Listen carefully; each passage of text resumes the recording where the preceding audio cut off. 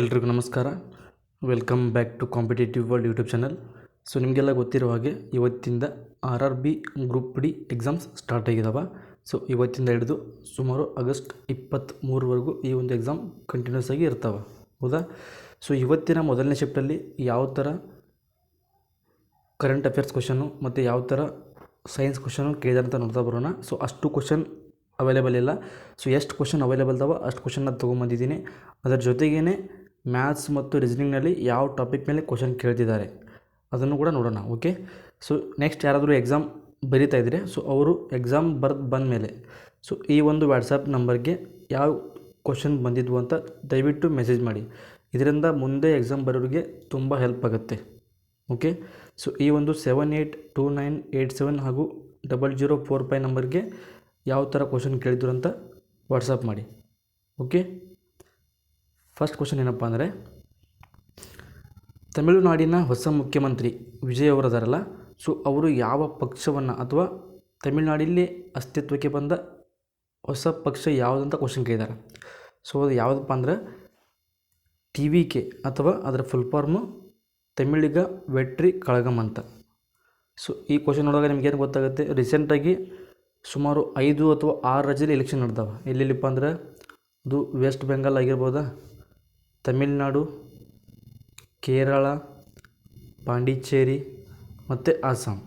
So ಈ 5 ರಾಜ್ಯದಲ್ಲಿ ಯಾವರು ಹೊಸವಾಗಿ ಮುಖ್ಯಮಂತ್ರಿ ಆಗಿದ್ದಾರೆ ಮತ್ತು ಅವರು ಯಾವ ಪಕ್ಷದಿಂದ ಚುನಾಯಿತರಾಗಿ ಮುಖ್ಯಮಂತ್ರಿ ಆಗಿದ್ದಾರನ್ನ ನೋಡ್ಕೋಬೇಕು ನೀವು. ಈ ಕ್ವಶನ್ ಮುಖಾಂತರ ನೀವು ಅದನ್ನು ಫಾಲೋ ಮಾಡಬೇಕು, ಓಕೆ? ನೆಕ್ಸ್ಟ್ ಕ್ವಶನ್ನು, 2026ರಲ್ಲಿ ಲಾರೆನ್, ಇದು ಲಾರಿಯಸ್ ಅಲ್ಲ, ಲಾರೆನ್ ವಿಶ್ವದ ಅತ್ಯುತ್ತಮ ಪುರುಷ ಕ್ರೀಡಾಪಟು ಪ್ರಶಸ್ತಿಯನ್ನು ಗೆದ್ದವರು ಯಾರಂತ ಪ್ರಶ್ನೆ ಕೇಳಿದ್ದಾರೆ. ಸೊ ಅವ್ರು ಯಾರಪ್ಪ ಅಂದ್ರೆ ಸ್ಪೇನ್ನ ಟೆನ್ನಿಸ್ ಆಟಗಾರ ಕಾರ್ಲೋಸ್ ಅಲ್ಕರಾಜ್. ಸೊ ಈ ಒಂದು ಪ್ರಶಸ್ತಿ ಇವರಿಗೆ ಲಭ್ಯವಾಗಿದೆ, ಹೌದಾ? ಇದರ ಮುಖಾಂತರ ನೀವೇನು ತಿಳ್ಕೊಬೇಕು, 2026ರಲ್ಲಿ ಏನೇನು ಸ್ಪೋರ್ಟ್ಸ್ ಇವೆಂಟ್ ಆಗಿದಾವಲ್ಲ, ಸೊ ಅವಷ್ಟು ಕೂಡ important. For example T20 world cup ಆಗಿರ್ಬೋದು, ಅದು ವುಮನ್ ಅಥವಾ ಮೆನ್. ನೆಕ್ಸ್ಟು ಗ್ರ್ಯಾಂಡ್ ಸ್ಲಾಮ್ಗಳಾಗಿರ್ಬೋದು ಮತ್ತು ಫಿಫಾ ವರ್ಲ್ಡ್ ಕಪ್ಪು. ಸೊ ಈಗಷ್ಟೇ ಮುಗಿದಿರ್ತಕ್ಕಂಥ ಕಾಮನ್ವೆಲ್ತ್ ಗೇಮ್ಸು, ಇದ್ರ ಮೇಲೆ ಕರೆಂಟ್ ಅಫೇರ್ಸ್ ಮೇಲೆ 100% ಕ್ವಶನ್ ಬಂದೇ ಬರ್ತಾವೆ. ಯಾವುದು? T20 world cup, FIFA world cup, ಕಾಮನ್ವೆಲ್ತು ಮತ್ತು ಗ್ರ್ಯಾಂಡ್ ಸ್ಲ್ಯಾಮ್. ಸೊ ಇದ್ರ ಮೇಲೆ ಕ್ವಶನ್ ಪಕ್ಕಾ ಬಂದೇ ಬರ್ತಾವೆ. ಸೊ ದಯವಿಟ್ಟು ಮುಂದೆ ಎಕ್ಸಾಮ್ ಬರೆಯೋರು ಈ ಒಂದು ಟಾಪಿಕ್ ಮೇಲೆ ಪ್ರಿಪೇರ್ ಆಗಿ ಹೋಗಿ ಕರೆಂಟ್ ಅಫೇರ್ಸ್ನಲ್ಲಿ. ನೆಕ್ಸ್ಟ್, ನ್ಯೂಟನ್ ಅವರ 2ನೇ ಚಲನ ನಿಯಮ ಯಾವುದನ್ನು ತಿಳಿಸುತ್ತದೆ? ಸೊ ಇದು ಸೈನ್ಸಲ್ಲಿ ಬಂದಿರತಕ್ಕಂಥ ಪ್ರಶ್ನೆ. ಅದರಲ್ಲಿ ಚಲನೆ ಮತ್ತು ಅದರ ನಿಯಮಗಳು, ಅಂದರೆ ಫಿಸಿಕ್ಸ್ ಟಾಪಿಕ್ ಬರುತ್ತಲ್ಲ, ಭೌತಶಾಸ್ತ್ರ ಒಂದು ಕಾನ್ಸೆಪ್ಟು, ಚಲನೆ ಮತ್ತು ಅದರ ನಿಯಮಗಳು. ನ್ಯೂಟನ್ ಅಂತ ಬಂದಾಗ ಅವರಲ್ಲಿ ಪ್ರಮುಖ 3 ನಿಯಮ ಬರ್ತಾವೆ, ಅವರು ಹೇಳಿರ್ತಕ್ಕಂಥ ನಿಯಮಗಳು.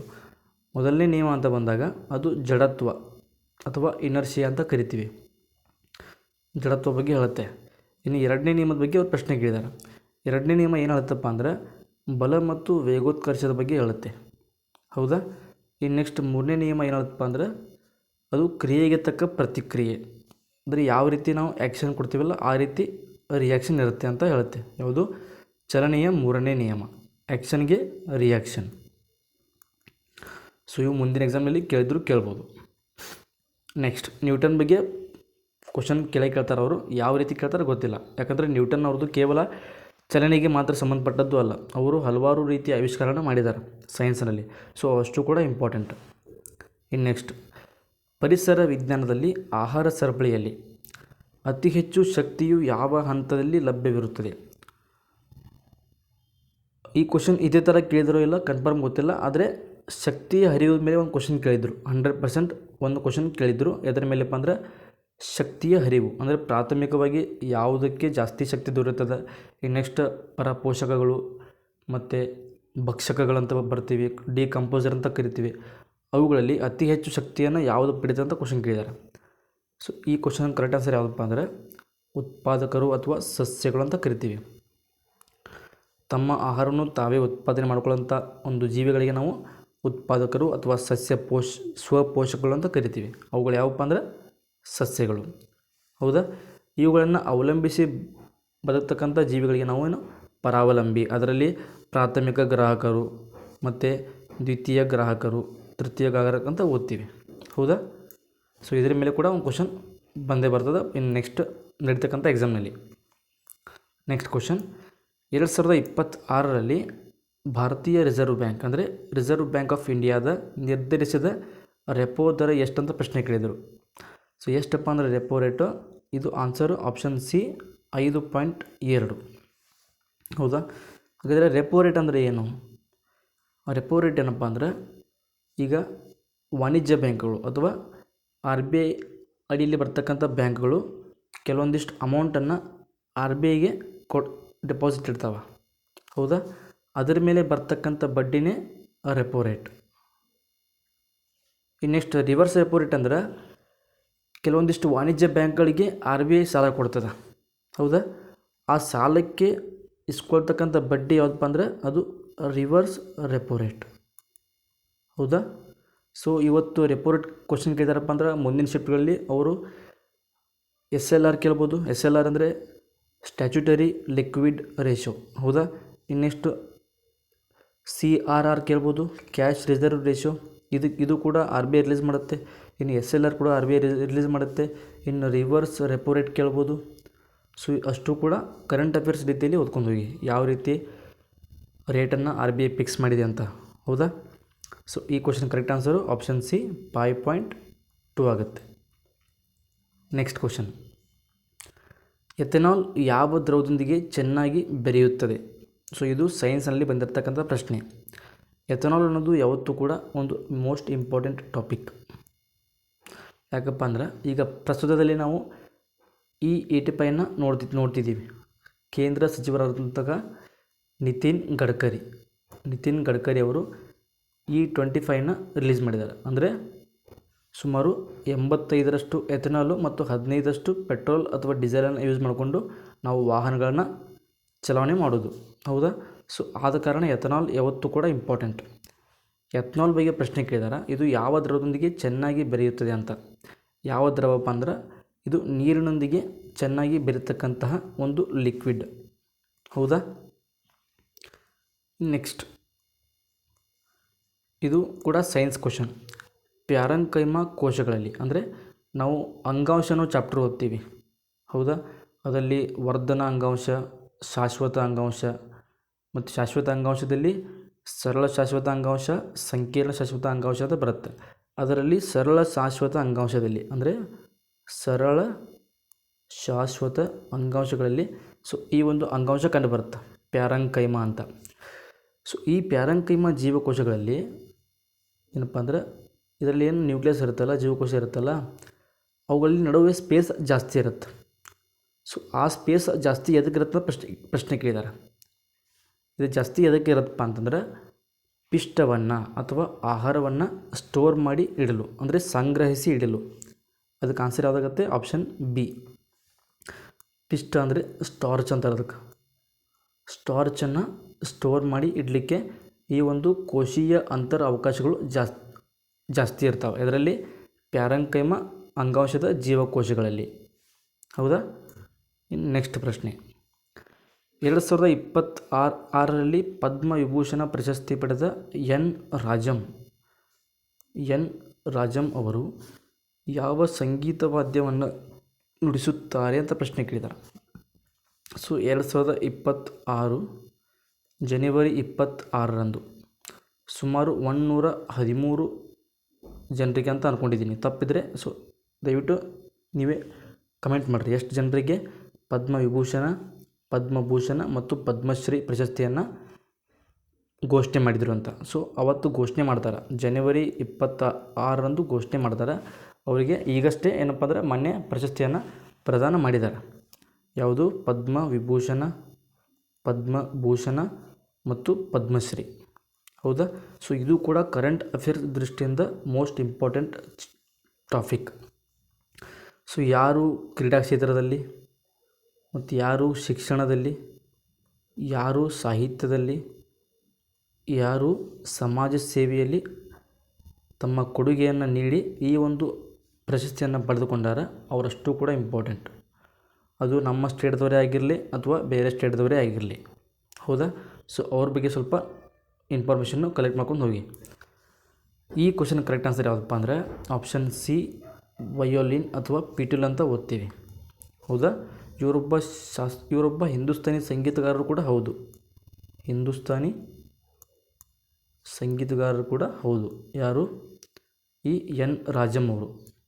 ಇವರು ಉತ್ತರ ಪ್ರದೇಶದವರು. ಎಲ್ಲಿ? ಉತ್ತರ ಪ್ರದೇಶ್. ನೆಕ್ಸ್ಟ್, ಇದು ಸೈನ್ಸ್ ಕ್ವಶನ್. ಆಕಾಶವು ನೀಲಿ ಬಣ್ಣದಲ್ಲಿ ಕಾಣಿಸಲು ಕಾರಣವೇನು ಅಂತ. ಸೊ ನಾವು ಸೈನ್ಸ್ನಲ್ಲಿ ಒಂದು 4 ಕಾನ್ಸೆಪ್ಟ್ನ ನೋಡ್ತೀವಿ. ಆ 4 ಕಾನ್ಸೆಪ್ಟ್ನ ಇಲ್ಲಿ ಕೊಟ್ಟಿದ್ದೀನಿ. ಒಂದು ಬೆಳಕಿನ ವಿವರ್ತನೆ, ಬೆಳಕಿನ ವಕ್ರೀಭವನ, ಬೆಳಕಿನ ಚದುರುವಿಕೆ, ಬೆಳಕಿನ ವೇಗ ಅಂತ. ಹೌದಾ? ಈ ಕ್ವಶನ್ ಕರೆಕ್ಟ್ ಆನ್ಸರ್ ಯಾವುದಪ್ಪ ಅಂದರೆ ಆಪ್ಷನ್ ಸಿ, ಬೆಳಕಿನ ಚದುರುವಿಕೆ ಅಂತ. ಹೌದಾ? ಆದರೆ ಮುಂದಿನ ಎಕ್ಸಾಮ್ಗಳಲ್ಲಿ ಅವ್ರು ಯಾವ ರೀತಿ ಕೇಳ್ಬೋದಪ್ಪ ಅಂತಂದರೆ, ಈಗ ಸೂರ್ಯ ಉದಯಿಸುವಾಗ ಅಥವಾ ಸೂರ್ಯಾಸ್ತವಾಗುವಾಗ ಕೆಂಪಾಗಿ ಕಾಣ್ತದೆ, ಅದಕ್ಕೆ ರೀಸನ್ ಏನು? ಈ ರೀತಿ ಕೇಳ್ಬೋದು. ಅಥವಾ ಈಗ ಒಂದು ಗ್ಲಾಸಲ್ಲಿ ನೀರು ಇರ್ತಕ್ಕಂಥ ಗ್ಲಾಸಲ್ಲಿ ಪೆನ್ಸಿಲ್ ಇಟ್ಟಾಗ ಅದು ಸ್ವಲ್ಪ ವಕ್ರವಾಗಿ ಕಾಣ್ತದೆ, ಅದಕ್ಕೆ ರೀಸನ್ ಏನು? ಈ ರೀತಿ ಕೇಳ್ಬೋದು. ಈ ನೆಕ್ಸ್ಟ್, ಮಳೆ ಅದು ಬಿದ್ದಾಗ ರಸ್ತೆಯಲ್ಲಿ ನಾವು ಯಾವುದಾದ್ರೂ ಆಯಿಲನ್ನು ಚೆಲ್ಲಿರ್ತೀವಿ, ಪೆಟ್ರೋಲ್, ಡೀಸೆಲ್ ಅಥವಾ ಯಾವುದಾದ್ರೂ ಆಯಿಲ್ ಚೆಲ್ಲಿದಾಗ ಅದರಲ್ಲಿ ನಾವು ಬಣ್ಣಗಳನ್ನ ಕಾಣ್ತೀವಿ. ಇದಕ್ಕೆ ರೀಸನ್ ಏನು ಈ ಬೆಳಕಿನ ಕಾನ್ಸೆಪ್ಟಲ್ಲಿ? ಸೊ ಈ ರೀತಿ ಕ್ವಶನ್ ಕೇಳ್ತಾ ಬರ್ತಾರೆ. ಹೌದಾ? ಸೊ ಅದಕ್ಕಾಗಿ ಬೆಳಕು ಅನ್ನತಕ್ಕಂಥ ಒಂದು ಚಾಪ್ಟರು ಮೋಸ್ಟ್ ಇಂಪಾರ್ಟೆಂಟ್. ಈ ಚಾಪ್ಟರ್ನ ಸೊ ಆದಷ್ಟು ರಿವೈಸ್ ಮಾಡಿ. ನೀವೇನಾದರೂ ಸ್ಟಡಿ ಮಾಡಿದರೆ ರಿವೈಸ್ ಮಾಡಿ. ಇಲ್ಲಪ್ಪ ಅಂದರೆ ಇನ್ನು ಮುಂದೆ ಓದ್ತಾ ಇದ್ದರೆ ಈ ಚಾಪ್ಟರ್ ಬಗ್ಗೆ ಸ್ವಲ್ಪ ಗಮನ ಕೊಟ್ಟು ಓದಿ. 100% ಕ್ವಶನ್ ಕೇಳ್ತಾರೆ. ಓಕೆನಾ? ನೆಕ್ಸ್ಟ್, ಇನ್ನು ಕೆಮಿಸ್ಟ್ರಿ ಕ್ವಶನ್. ಐಸೋಟೋಪ್ಗಳಲ್ಲಿ ಅಂದರೆ ಸಮಸ್ಥಾನಿಗಳು ಅಂತ ಕರಿತೀವಿ. ಐಸೋಟೋಪ್ಗಳಲ್ಲಿ ಯಾವುದು ಸ್ಥಿರವಾಗಿರುತ್ತದೆ? ನಾವು ಕೆಮಿಸ್ಟ್ರಿಯಲ್ಲಿದ್ದು ಬಂದಾಗ ಅದರಲ್ಲಿ ಪ್ರಮುಖವಾಗಿ ಪರಮಾಣು ಚಾಪ್ಟರ್ನಲ್ಲಿ ಐಸೋಟೋಪ್ ಮತ್ತು ಐಸೋಬಾರ್ ಅಂತ ಓದ್ತೀವಿ. ಐಸೋಬಾರ್. ಸೊ ಇದ್ರ ಮೇಲೆ ಏನಪ್ಪ ಅಂದರೆ ಐಸೋಟೋಪ್ ಅಂದರೆ ಇದರಲ್ಲಿ ನೀವು ಪಿ ಅಂತ ಇದೆಯಲ್ಲ ಅದನ್ನೇ ಇಟ್ಕೊಳ್ಳಿ. ಪಿ ಅಂತಂದರೆ ಪರಮಾಣು ಅಂತ ಅಂದ್ಕೊಳ್ಳಿ. ಐಸೋಟೋಪ್ಗಳಲ್ಲಿ ಪರಮಾಣು ಸಂಖ್ಯೆ ಸ್ಥಿರವಾಗಿರ್ತದೆ. ಮತ್ತು ಪರಮಾಣು ದ್ರವ್ಯರಾಶಿ ಏನಂದರೆ ಸ್ಥಿರವಾಗಿರಲ್ಲ, ಬದಲಾಗ್ತದೆ. ಹೌದಾ? ಈಗ ನೆಕ್ಸ್ಟ್ ಐಸೋಬಾರ್ ಅಂತ ಬಂದಾಗ ಇದರಲ್ಲಿ ಏನಪ್ಪ ಅಂದರೆ ಪರಮಾಣು ದ್ರವ್ಯರಾಶಿ ಸ್ಥಿರವಾಗಿರ್ತದೆ, ಆದರೆ ಪರಮಾಣು ಸಂಖ್ಯೆ ಸ್ಥಿರವಾಗಿರಲ್ಲ, ಬದಲಾಗಿ ಇರ್ತದೆ. ಹೌದಾ? ಹಾಗಾದರೆ ಈ ಕ್ವಶನ್ ಕರೆಕ್ಟ್ ಆನ್ಸರ್ ಯಾವುದು? ಐಸೋಟೋಪ್ ಅಂತ ಬಂದಾಗ ಪರಮಾಣು ದ್ರವ್ಯರಾಶಿ ಬದಲಾಗಿರ್ತದೆ ಮತ್ತು ಪರಮಾಣು ಸಂಖ್ಯೆ ಕಾನ್ಸ್ಟೆಂಟ್ ಅಂದರೆ ಸ್ಥಿರವಾಗಿರ್ತದೆ. ಹೌದಾ? ನೆಕ್ಸ್ಟ್, ಆಮ್ಲ ಮತ್ತು ಪ್ರತ್ಯಾಮ್ಲಗಳ ನಡುವಿನ ತಟಸ್ಥೀಕರಣ ಕ್ರಿಯೆಯಲ್ಲಿ ಯಾವುದು ಉತ್ಪತ್ತಿಯಾಗುತ್ತದೆ? ಸೊ ನಾವು ಆಮ್ಲಗಳು ಮತ್ತು ಪ್ರತ್ಯಾಮ್ಲಗಳ ಚಾಪ್ಟರ್ನಲ್ಲಿ ಓದುವಾಗ ಸುಮಾರು 7 pHಗಿಂತ ಕಡಿಮೆ ಇರತಕ್ಕಂಥ ದ್ರಾವಣವನ್ನು ನಾವು ಆಮ್ಲ ಅಂತ ಕರಿತೀವಿ. 7 pHಗಿಂತ ಹೆಚ್ಚು ಇರತಕ್ಕಂಥ ದ್ರಾವಣವನ್ನು ನಾವು ಏನು ಕರಿತೀವಿ? ಪ್ರತ್ಯಾಮ್ಲ ಅಂತ ಕರಿತೀವಿ. ಆಮ್ಲಗಳ ರುಚಿ ಹುಳಿಯಾಗಿರ್ತದೆ, ಪ್ರತ್ಯಾಮ್ಲಗಳ ರುಚಿ ಕಹಿಯಾಗಿರ್ತದೆ. ಈ ಮತ್ತು ಆಮ್ಲ ಮತ್ತು ಪ್ರತ್ಯಾಮ್ಲವನ್ನು ನಾವು ಮಿಶ್ರಣ ಮಾಡಿದಾಗ ಅದು ತಟಸ್ಥೀಕರಣ ಅಥವಾ ನ್ಯೂಟ್ರಲೈಸೇಷನ್ ಅಂತ ಕರಿತೀವಿ. ತಟಸ್ಥೀಕರಣ. ಸೊ ಹೀಗೆ ತಟಸ್ಥೀಕರಣ ಮಾಡುವಾಗ ಏನು ಉಂಟಾಗ್ತದೆ ಕ್ವಶನ್ ಕೇಳಿದ್ದಾರೆ, ಏನು ಉತ್ಪತ್ತಿಯಾಗುತ್ತದೆ ಅಂತ. ಏನಪ್ಪ ಅಂದರೆ ಲವಣ ಮತ್ತು ನೀರು ಉತ್ಪತ್ತಿಯಾಗುತ್ತದೆ. Option C is correct answer. Okay. ಇದರ ಜೊತೆಗೆ ಇನ್ನೂ ಕೂಡ ಕೆಲವೊಂದು ಕ್ವಶನ್ ಕೇಳಿದರು ಫಿಸಿಕ್ಸಲ್ಲಿ ನಿಮ್ಗೆ ಗೊತ್ತಿರೋ ಹಾಗೆ ಜಾಸ್ತಿ ಏನಪ್ಪ ಅಂದರೆ ಕ್ಯಾಲ್ಕುಲೇಟಿವ್ ಕ್ವಶನ್ ಕೇಳ್ತಾರೆ. ಫಾರ್ ಎಕ್ಸಾಂಪಲ್ ಈಗ ವ್ಯಾಟ್ ಮತ್ತು ವೋಲ್ಟ್ ಮತ್ತು ವ್ಯಾಟದು ಕ್ವಶನ್ ಕೇಳಿದರು. ಕ್ಯಾಲ್ಕುಲೇಟಿವ್ ಅಂದರೆ ನಾವು ಲೆಕ್ಕ ಮಾಡಬೇಕು, ಯಾವ ರೀತಿ ಮೆಂಟಾಲಿಟಿ ಲೆಕ್ಕ ಮಾಡ್ತೀವಲ್ಲ ಆ ರೀತಿ. ನೆಕ್ಸ್ಟ್ ಜೋಲ್ ಮೇಲೆ ಕ್ವಶನ್ ಕೇಳ್ತಾರೆ. ಮತ್ತು ಯೂನಿವರ್ಸಲ್ ಗ್ರಾವಿಟೇಷನ್ ಅಂದರೆ ಸ್ಮಾಲ್ ಜಿ ಮತ್ತು ಕ್ಯಾಪಿಟಲ್ ಜಿ ಮೇಲೆ ಕ್ವಶನ್ ಕೇಳ್ತಾರೆ, ಯಾವುದು ಕ್ಯಾಲ್ಕುಲೇಟಿವ್ ಆಗಿ. ಸೊ ಆದ್ದರಿಂದ ಶಕ್ತಿ ಮತ್ತು ಗುರುತ್ವ ಆಗಿರ್ಬೋದು ಮತ್ತು ವಿದ್ಯುತ್ ಪ್ರವಾಹ ಆಗಿರ್ಬೋದು. ನೆಕ್ಸ್ಟ್ ಚಲನೆ ಮತ್ತು ಏನಪ್ಪ ಅಂದ್ರೆ ಈಗ ಮಸೂರ ಅಂತ ಬರ್ತೀವಿ, ಮಸೂರ ಮತ್ತು ದರ್ಪಣಗಳ ಬಗ್ಗೆ ಓದ್ತೀವಿ. ಆ ಚಾಪ್ಟರ್ ಮೇಲೆ ಕೂಡ ಕ್ವಶನ್ ಕೇಳ್ತಾರೆ. ಯಾವ ರೀತಿ ಕೇಳ್ತಾರೆ? ಕ್ಯಾಲ್ಕುಲೇಟಿವ್ ಕೇಳ್ತಾರೆ. ಹೌದಾ? ಅದ್ರ ಮೇಲೆ ಕೂಡ ನೀವು ವರ್ಕ್ ಮಾಡಿ ಹೋಗಬೇಕು. ಸೊ ನಿಮ್ಮ ಎಕ್ಸಾಮ್ಗೆ ಮುಂಚೆ ಈ ಒಂದು ಚಾಪ್ಟರ್ಗಳಲ್ಲಿನ ಕ್ಯಾಲ್ಕುಲೇಟಿವ್ ಕ್ವಶನ್ ಬಗ್ಗೆ ಸ್ಟಡಿ ಮಾಡ್ಕೊಂಡು ಹೋಗಿ. ಈ ಚಾಪ್ಟರ್ಗಳ ಮೇಲೆ ಅವರು ನೇರವಾಗಿ ಕ್ವಶನ್ ಕೇಳಿಲ್ಲ, ಸೆಂಟೆನ್ಸ್ ಮೇಲೆ ಕ್ವಶನ್ ಕೇಳೋಂಗಿಲ್ಲ. ಅವ್ರು ಕೇಳಿದರೆ ಕ್ಯಾಲ್ಕುಲೇಟಿವ್ ಕ್ವಶನ್ ಕೇಳ್ತಾರೆ. ಓಕೆ, ಸೊ ಇದಿಷ್ಟು ಇವತ್ತಿನ ಸೈನ್ಸ್ ಮತ್ತು ಕರೆಂಟ್ ಅಫೇರ್ಸ್ ಕ್ವಶನ್ಸ್ ಆಗಿದ್ದು. ಈಗ ನೆಕ್ಸ್ಟ್ ನಾವು ಯಾವ ರೀತಿ ಮ್ಯಾಥ್ಸ್ ಮತ್ತು ರೀಸನಿಂಗ್ ಕ್ವಶನ್ ಕೇಳಿದಾರೆ ಅಂತ ನೋಡ್ತಾ ಬರೋಣ, ಯಾವ ಟಾಪಿಕ್ ಮೇಲೆ ಕ್ವಶನ್ ಕೇಳಿದ್ದಾರೆ. ಸೊ ಇವತ್ತು ಮೊದಲನೇ ಶಿಫ್ಟಲ್ಲಿ, ಅದರಲ್ಲೂ ಮ್ಯಾಥ್ಸ್ನಲ್ಲಿ ಟೈಮ್ ಆ್ಯಂಡ್ ವರ್ಕ್ ಮೇಲೆ ಕ್ವಶನ್ ಕೇಳಿದ್ದಾರೆ.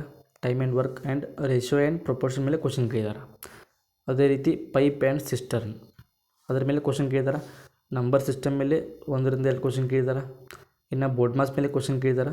ಬೋರ್ಡ್ ಮಾಸ್ ಮೇಲೆ ಕ್ವಶನ್ ಏನಪ್ಪ ಅಂದರೆ ಸ್ವಲ್ಪ ಕ್ಯಾಲ್ಕುಲೇಟಿವ್ ಇದೆ, ಈಸಿ ಅಂತೂ ಇಲ್ಲ.